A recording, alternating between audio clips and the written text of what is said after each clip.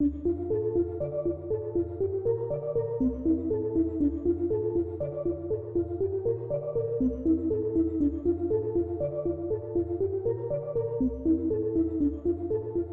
faut absolument nuancer ce constat.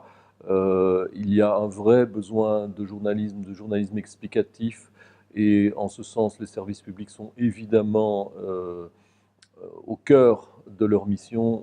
Dans le public, il y a une vraie demande, et ce que l'on voit, c'est que certes, il y a une crise de confiance vis-à-vis de l'information, mais quelle information, en particulier l'information sur les réseaux sociaux. Là, effectivement, le public de plus en plus prend conscience d'un déficit de crédibilité.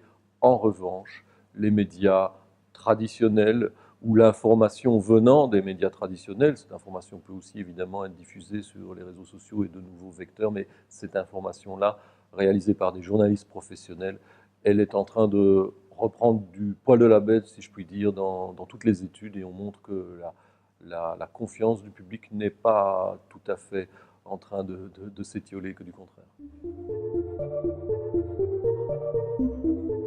En radio, on est dans à la fois des productions habituelles. On vient de régler l'organisation de la Bourse Payot, qui est importante, puisqu'elle permet à un jeune journaliste de décrocher 9 000 euros pour aller approfondir ses premiers pas dans le métier via des stages dans plusieurs de nos radios, la Bourse Payot.